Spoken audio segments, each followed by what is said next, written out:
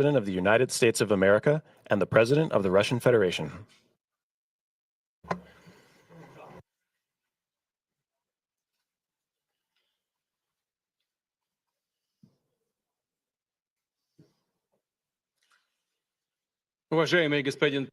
Mr. President, ladies and gentlemen, our negotiations have been held in a constructive atmosphere of mutual respect.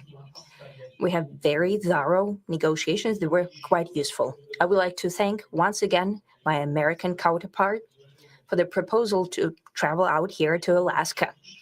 It only makes sense that we've met here because our countries, though separated by the oceans, are close neighbors. So when we've met, when I came out of the plane and I've said, "Good afternoon, dear neighbor. Very good to see you. In good health and to see you alive." I think that is very neighborly. And I think that's some kind words that we can say to each other. We're separated by the Strait of Bering, though there are 2 islands only between the Russian island and the US island. They're only 4 kilometers apart. We're close neighbors, and it's a fact. It's also important that Alaska has to do with our common heritage, common history between Russia and the US, and many positive events have to do with that territory. Still, there is tremendous cultural heritage back from the Russian America. For example, Orthodox churches and a lot of more than 700 geographical names of Russian origin. During the Second World War, it was here in Alaska that was the origin of the legendary air bridge for the supply of military aircraft and other equipment under the Lend-Lease program. There was a dangerous and treacherous route over the vast emptiness of ice. However, the pilots of both countries did everything to bring closer the victory. They risked their lives and they gave it all for the common victory. I was just in the city of Magadan in Russia, and there is a memorial there dedicated to the Russian and the US pilots. And there are 2 flags, the US flag and the Russian flag. And I know that here as well, there is such a memorial. There is a military burial place several kilometers away from here. The Soviet pilots that buried there who died during that dangerous mission. We're thankful to the citizens and the government of the US for carefully taking care of their memory. I think that's very worthy and noble. We'll always remember other historical examples when our countries defeated common enemies together in the spirit of battle camaraderie and allyship that supported each other and facilitated each other. I'm sure that this heritage will help us rebuild and foster mutually beneficial and equal ties at this new stage, even during the hardest conditions. It is known that there have been no summits between Russia and the US for 4 years, and that's a long time. This time was very hard for bilateral relations, and let's be frank, they have fallen to the lowest point since the Cold War. I think that's not benefiting our countries and the world as a whole. It is apparent that sooner or later, we had to amend the situation to move on from the confrontation to dialogue. And in this case, a personal meeting between the heads of state has been long overdue. Naturally, under the condition of serious and painstaking work, and this work has been done in general. Me and President Trump have very good direct contact. We've spoken multiple times. We spoke frankly on the phone. And Special Envoy of the President, Mr. Witkoff, traveled out to Russia several times. Our advisors and heads of foreign ministries kept in touch all the time. And you know fully well that one of the central issues was the situation around Ukraine. We see the strive of the administration and President Trump personally to help facilitate the resolution of the Ukrainian conflict. And his strive to get to the crux of the matter, to understand this history, is precious. As I've said, the situation in Ukraine has to do with fundamental threats to our security. Moreover, we've always considered the Ukrainian nation, and I've said it multiple times, a brotherly nation. However strange it may sound in these conditions, we have the same roots, and everything that's happening is a tragedy for us and terrible wound. Therefore, the country is sincerely interested in putting an end to it.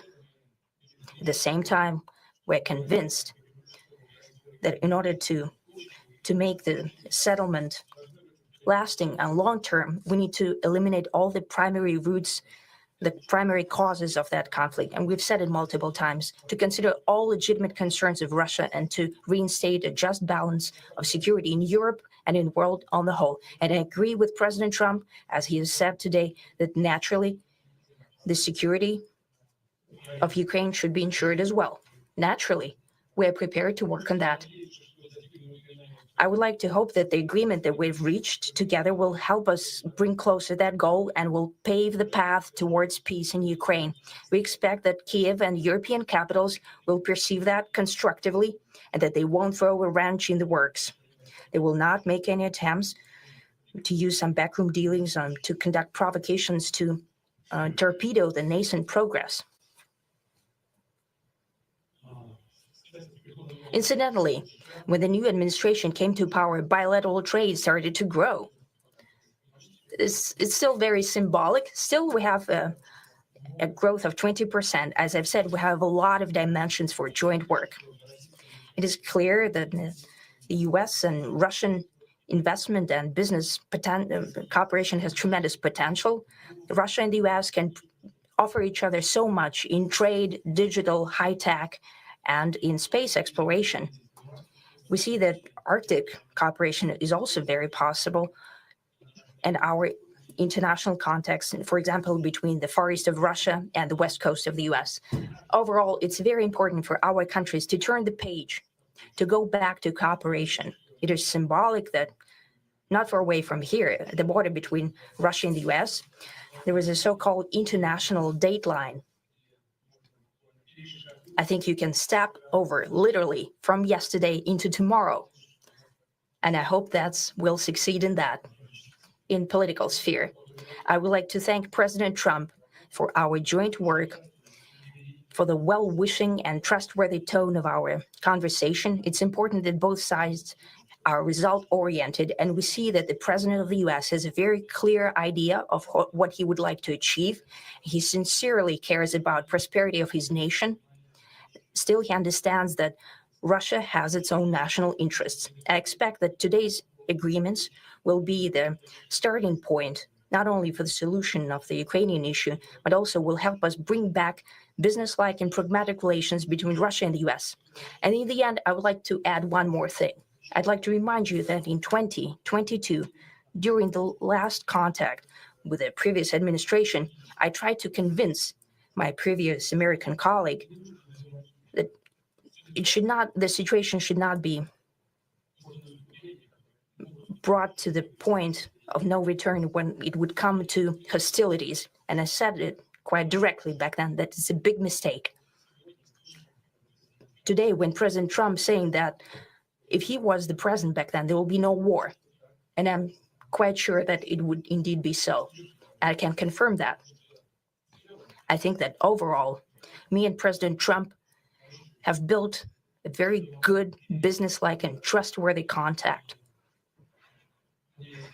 And I have every reason to believe that moving down this path, we can come, and the sooner the better, to the end of the conflict in Ukraine. Thank you.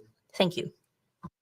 Well, thank you very much, Mr. President. That was very profound. And I will say that I believe we had a very productive meeting. There were many, many points that we agreed on, most of them, I would say, a couple of big ones that we haven't quite gotten there, but we've made some headway. So there's no deal until there's a deal. I will call up NATO in a little while. I will call up the various people that I think are appropriate, and I'll, of course, call up President Zelensky and tell him about today's meeting. It's ultimately up to them. They're going to have to agree with what Marco and Steve and some of the great people from the Trump administration who've come here, Scott and John Radcliffe. Thank you very much. But we have some of our really great leaders. They've been doing a phenomenal job.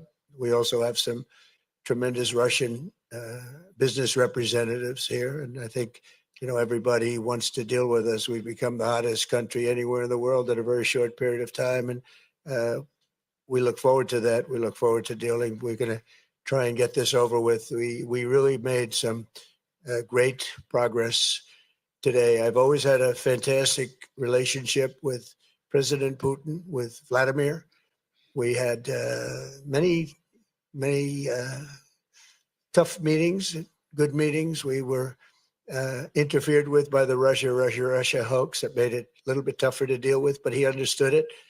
I think he's probably seen things like that during the course of his career. He's seen it all, but we had to put up with the Russia hoax. He knew it was a hoax, and I knew it was a hoax, but what was done was very criminal. But it made it harder for us to deal as a country in terms of the business and all of the things that we'd like to have dealt with. But we'll have a good chance when this is over.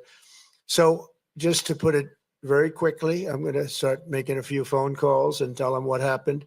But we had an extremely productive meeting, and many points were agreed to.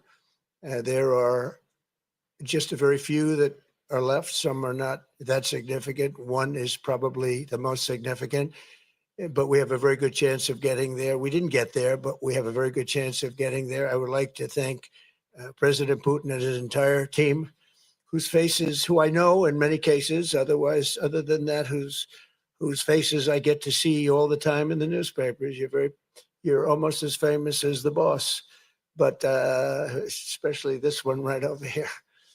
But we had some good meetings over the years, right? Good, productive meetings over the years, and we hope to have that in the future. But let's do the most productive one right now. We're going to stop really 5, 6, 7,000, thousands of people a week from being killed, and President Putin wants to see that as much as I do. So, again, Mr. President, I'd like to thank you very much, and we'll speak to you very soon and probably see you again very soon. Thank you very much, Vladimir. Next time in Moscow. Oh, that's an interesting one. No. I'll get a little heat on that one, but I could see it possibly happening. Thank you very much, Vladimir. And thank you all. Thank you. Thank you. Thank you so much.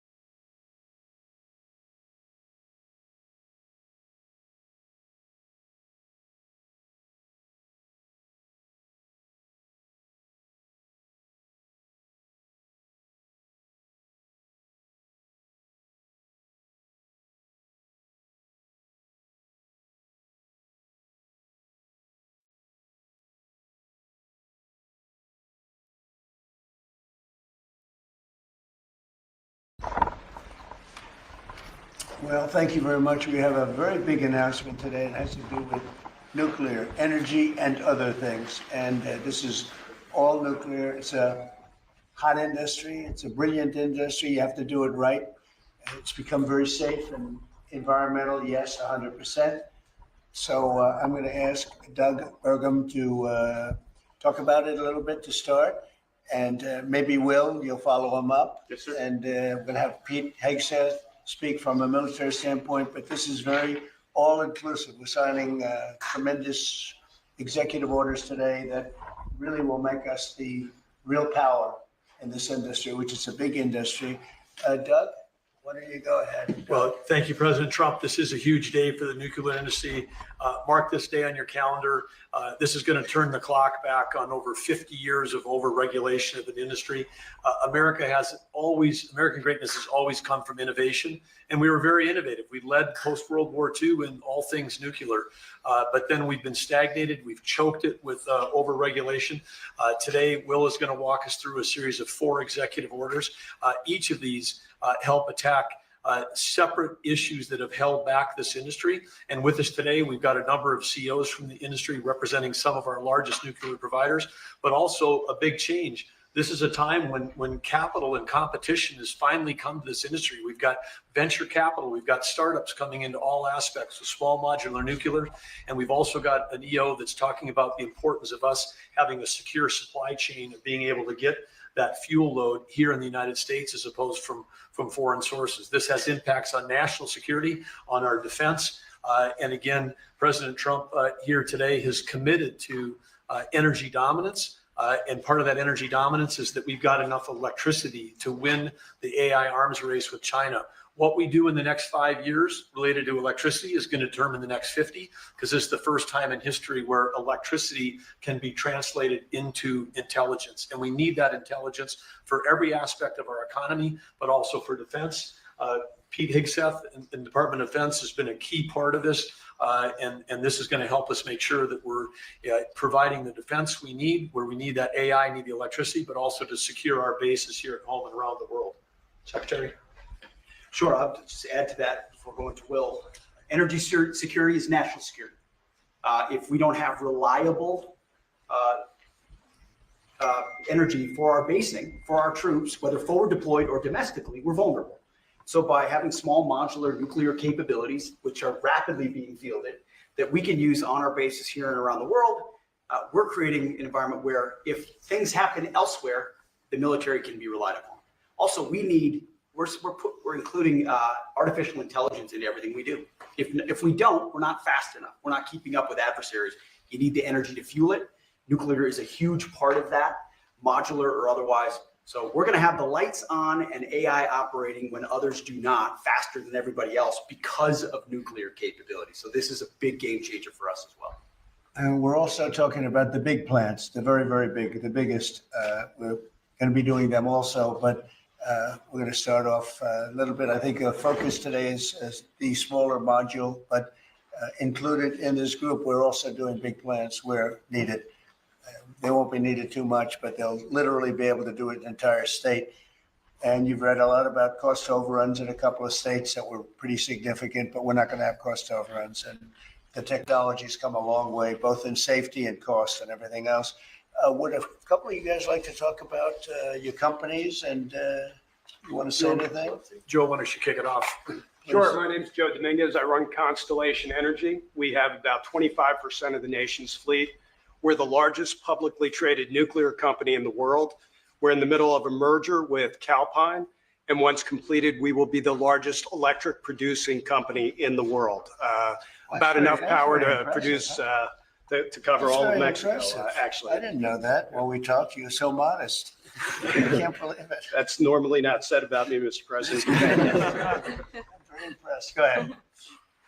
So you think it's got a great future? Yeah, well, absolutely we do. And the big change here is not only the technology has come around, but we have some of the largest companies in the world, the hyperscalers, who need this energy for AI, who are now working with us to fund the development and construction of the next generation nuclear. Nuclear is a 24/7 resource. These data centers run 24/7. Some of them will cost $200-300 billion, and they want to run them all of the time. So we can't use intermittent resources. We need something that's always on 24/7, and nothing does that better than nuclear. The problem in the industry has historically been regulatory delay. Mr. President, you know this because you're the best at building big things.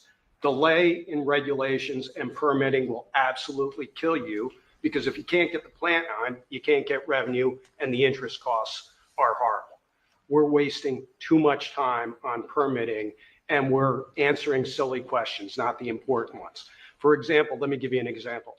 In 3 places in this country, we're trying to license new reactors, at sites that already have reactors.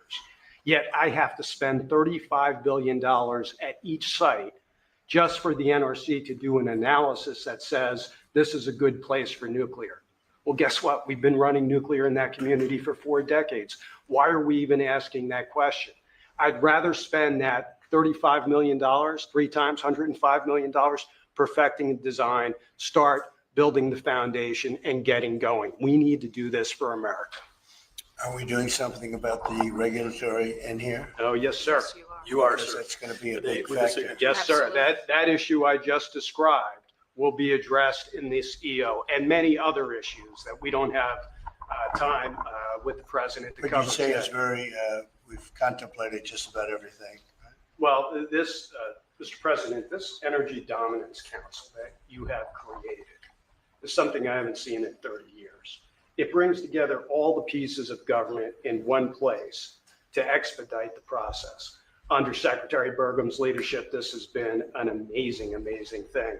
It used to be the case that I'd have to run to about 5 different places in Washington to get one answer. That's great. And now it's all together in one place. So all I know about Secretary Burgum and Secretary Wright is if we haven't gotten it right, we'll get it right shortly, and there'll be another That's order good. for you to I'm sign. glad But they're thank you addressing- so much for your I'm glad they're leadership. addressing. You want to say something? Go Well, ahead. I was just going to say commercial nuclear, a bit of an unsung hero. And I just want to thank you, Mr. President, Secretary Burgum, Secretary Wright, for bringing this attention to commercial nuclear.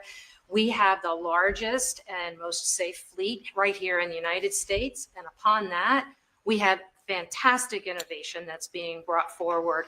And it's going to come in all shapes and sizes. And it's going to actually be coming through some of these companies that you see represented here. We're going to have great jobs. We're going to have wonderful energy, and we're going to be ready. So thank you, Mr. President, for Very leaning good. in. Appreciate it. Great job you've done too. Jake? How about talking about your company and the job you're going to do? Yes, thank you, Mr. President. Well, first of all, a little MIT nuclear connection that goes back. I know familial for you. So, yeah, we're working on small reactors. I'm Jacob DeWitt, CEO, co-founder at Oklo. Working on small next generation reactors that take technology America invented, developed, and pioneered and bringing it to the market after it sat on the shelves of history for about 40 years. And it's because of the actions that you're doing today that are going to help unleash that. Changing the permitting dynamics is going to help things move faster. We're seeing private investment flow into this space like we've never seen before. We went public about a year ago. One of the most successful actually go public outcomes for a transaction like that for a small nuclear company, because the market needs this and wants this. And under your leadership, creating the Dominance Council, I mean, it's hard to overstate the value of that. And nuclear is a manifestation of energy dominance. In fact, a golf ball of uranium metal, which this is not, but it's a golf ball, has enough energy content in it to power your entire life's energy needs. I mean, it doesn't get any better than that. And to get back to building, nuclear uses the fewest materials, right? The least amount of concrete, of steel, of fuel for amount of energy it produces. So it should be the cheapest, the most scalable, the most sustainable. Just like you mentioned, Mr. President, about the importance of doing that right. The physics are on our side, and these things help unleash this innovation to actually realize that. So it's never been more exciting. Very exciting indeed. Go ahead, please. And I'm Scott Nolan, CEO of General Matter. We're an American enrichment company trying to bring back the U.S.'s lead in producing nuclear fuel. So just like car engines need fuel, nuclear reactors need fuel. Right now, the U.S. is completely dependent on other countries to make the key step of enrichment in this fuel. And these executive orders are going to pave the way for the U.S. to regain its lead. So we really appreciate it. Will you be doing the AI plants? Because we have a lot of them going up now and or soon going up, and they need tremendous electricity. Are you going to be involved in any of these plants? Yes. Will a lot of them be using nuclear, or some are using oil and gas, some are using different things? But Many of them will be, I think. it just makes a lot of sense. Nuclear is a perfect solution, and that's where most of them are interested. Good luck. Thank you. That'll be great. It's going to be, yes. Okay, Will, please. The first executive order we have for you relates to the issue that Secretary Hegseth was speaking to, which is the need for incredible amounts of power at defense installations and also in AI-focused installations. What this executive order will do is speed up the approval and adoption process for specialized nuclear reactors at these sorts of sites. It also involves the Department of Energy making available the necessary fuel stock. It also creates a special envoy position and a strategy around nuclear technology export. The idea being that we can grow American industry on the back of foreign purchasers who are interested in this sort of technology as well.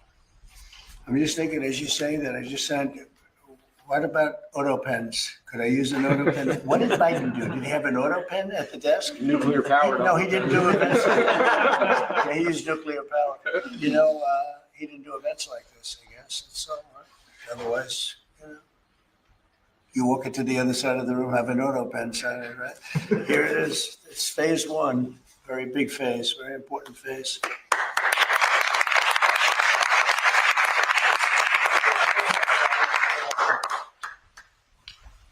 Sir, this next executive order is intended to reform the Nuclear Regulatory Commission. You heard a few of the people here speak about the complex regulatory processes that have really held the nuclear industry back. Before 1978, there were 133 reactors built in the United States. Since 1978, only 2 new commercial reactors have come online. That's because of overregulation. And the goal of this executive order is bringing that regulatory process into line with the actual needs of the industry and public safety, with an end goal of quadrupling the amount of nuclear power production in the next 2.5 decades. It's fantastic. It's exciting, right?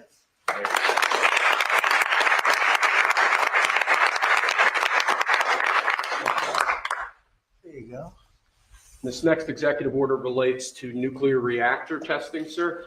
The degree of overregulation and governmental inaction in this space in particular has had the effect of throttling development of new, highly modernized nuclear reactors that could really revolutionize the field of nuclear power generation.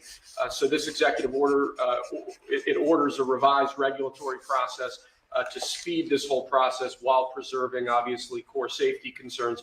It also creates a new pilot program with an expectation that we will have 3 new experimental reactors online by July 4th next year. It's amazing. That's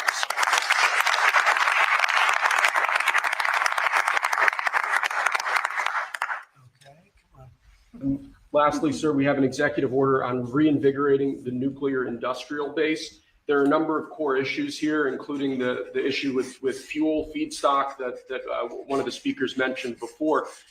This executive order, among other actions, includes an invocation of the Defense Production Act in order to spur a closer collaboration with private industry to ensure that we have the fuel supplies we need for a modernized nuclear energy sector. In addition to that, it includes crucial provisions relating to the development of a nuclear energy sector workforce and a number of other key building blocks to the overall nuclear industry that we're trying to spur here. Right. Thank you.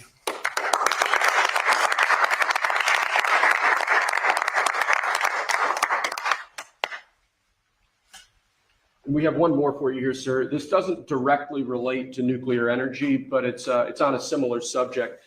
This executive order is entitled Restoring Gold Standard Science. One of the issues that we've had in recent decades is that government policy has been made on the back of junk science. Scientific studies and findings that have included conflicts of interest or scientific misconduct.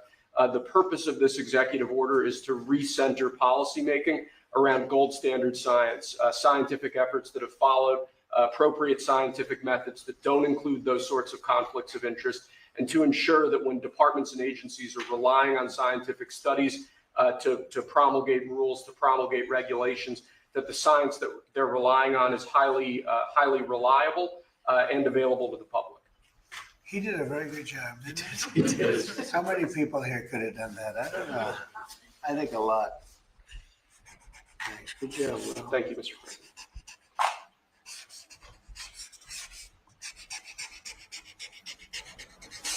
Is that it? That's all we have for you now. Sir.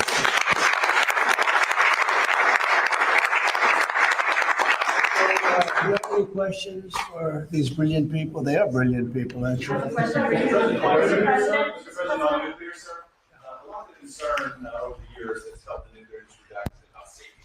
Are you satisfied with those safety concerns? Yeah, we are. It's become very safe. Actually, it's become very safe, and tremendous work's been done on that, more than anything else. And it's really the automatic shutoffs. There's so many different things that they have now that they would have never had. You know, my uncle was a great nuclear person years ago, and that was a different, if you would have asked that question, probably it would have been a much different answer. But they have tremendous shutoff power and other powers that and very redundant, as I understand it, like at a level that nobody's ever seen before. So it's safe. And we're going to do a lot of the small ones, and we're going to do some of the big ones. But yeah, very safe and clean. Let's keep it on this for a little while. Let's keep it on the nuclear, and then if you want to ask something else, which you might, we'll do that. On nuclear, Mr. President. Yeah, please. What do you say to folks who are concerned that speeding up licensing or even doing fuel processing raises safety and proliferation? Yeah, we're going to get it very fast, and we're going to get it very safe, and we're going to get the people in and out. And they're going to do plants. In many cases, they'll do 3 or 4 smaller ones and put them together. That's what France has done. France has done a good job of this for years. And they, as I understand it, they had basically one plan. And if they needed more, they'd do 3 or 4 or 5 of them. I don't know, we have to go that far, but there's something about building one big one. But we'll build the big ones too. We're going to have, I think I would say we'll be second to none because we're starting very strong. But it's time for nuclear, and we're going to do it very big. Yeah, please. Mr. President, what about the European Union? You said that negotiations are going nowhere. Where are the kind of points where they're slow moving? I've been saying to everybody, they've treated us very badly over the years. It was formed in order to hurt the United States, in order to take advantage of the United States, and they've done that. We have a big deficit with them. They sell millions and millions of cars, as you know, Mercedes and BMW and Volkswagen and many others. And we were restricted from selling cars into the European Union, which is not nice. And I just said, it's time that we play the game the way I know how to play the game. They've taken advantage of other people representing this country, and they're not going to do that any longer. Yeah. Mr. President, you are a deal breaker. What are you hoping to achieve with a 50% tariff on the EU? Well, I think this is, there is no tariff, because what they'll do is they'll send their companies into the U.S. and build their plant. We have, I guess, over $12 trillion practically committed. You look at other presidents, they haven't had $1 trillion for a year, for 2 years, for 3 years. We have numbers. Nobody's ever seen numbers like we have. And if they build their plant here, then they have no tariff at all. Are you looking for a deal in 9 days? Will you be able to do that, sir? I'm not looking for a deal. I mean, we've set the deal. It's at 50%. But again, there is no tariff if they build their plant here. Now, if somebody comes in and wants to build a plant here, I can talk to them about a little bit of a delay. But, while they're building their plant, which is something I think that would be appropriate, maybe we'll determine that. Is there anything the EU can do? I don't know. We're going to see what happens. But right now it's going on June 1st. And that's the way it is. No, they haven't treated us properly. They haven't treated our country properly. They banded together to take advantage of us. And the people behind me know, because they had some of that with their industry. But generally, we signed a great deal with United Kingdom.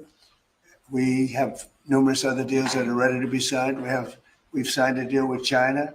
We have some really amazing deals, but the European Union, the sole purpose was really not to hurt us, but to take advantage of us. And we're not going to be taking Mr. advantage. Mr. President, on Apple, you said this morning that if they don't make their iPhones in the U.S., you're going to hit them with a 25% tariff. Right. Do you have the power to tariff one single company? And why would you No, want to it'll hurt be an more. American company in that way? It would be more. It would be also Samsung and anybody that makes that product. Otherwise, it wouldn't be fair. So anybody that makes that product, and that'll start on, I guess, the end of June. It'll come out. I think we have that appropriately done by the end of June. So if they make that product. Now, again, when they build their plant here, there's no tariff. So they're going to be building plants here. But I had an understanding with Tim that he wouldn't be doing this. He said he's going to India to build plants. I said, that's okay to go to India, but you're not going to sell into here without tariffs. And that's the way it is. Yeah. Well, why would you hurt an American company? What makes you confident, sir, that Apple can build in the United States at a price that American consumers? Oh, they can. No, they can. And a lot of it's so computerized now. These plants are amazing if you look at them, but they can do that. And actually, as you know, Apple's coming in with $500 billion. So are the chip companies. We have all of the chip companies coming in, the biggest, 500 billion, 200 billion, $250 billion they're spending. But we're talking about the iPhone now. And, you know, the iPhone, if they're going to sell it in America, I want it to be built in the United States. They're able to do that. When you say that Walmart should eat the cost of the tariffs, is that an acknowledgement that it is U.S. companies that bear the brunt of tariffs, not foreign countries? Sometimes the country will eat it. Sometimes Walmart will eat it. And sometimes there'll be something to pay, something extra. I've always been a fan, and I've always believed. And if you look, take a look at what I did 4 years ago. We had the greatest economy, and we had no inflation. Remember that. We had no inflation, and yet we had hundreds of billions of dollars of tariffs that I put on China. Yet we had no inflation. We had no big cost differential. Oftentimes, and I don't like it when a department store, because they'll do a lot of business, but you know they announce record profits and everything else. They have to take out some of their profits or make a little bit less money. But I don't want the consumer. I don't want the consumer to pay. But why impose tariffs that you know are hurting American businesses? They're not hurting, they're helping because they're creating jobs in America. We're creating tremendous amounts of jobs in America like you've never seen. We're having investment in America. We're not getting ripped off by every country in the world. We've been ripped off by every country in the world. They're making their product, they sell it. They don't give our people the jobs. They make them with other countries' jobs. And we will have something that nobody will ever see again, I think. I think we have a potential to do numbers that we never envisioned in the wildest year. Look at what's happening. 10 to 12 trillion dollars in literally a couple of months. It's nothing like that's ever happened. It's a very special, we're doing a very special thing. We want, if they're going to sell it here, generally speaking, not for all products. There's some products we don't want to make. And frankly, we're much better off getting them elsewhere. But for certain products, we want cars. We want to make cars. We don't want to have, and I like Canada very much, but we don't want to have Canada making our cars. We want to make our cars. Oh, it's a phone call. Do you mind? Hello? Okay, it's only a congressman. I'd let you know, actually.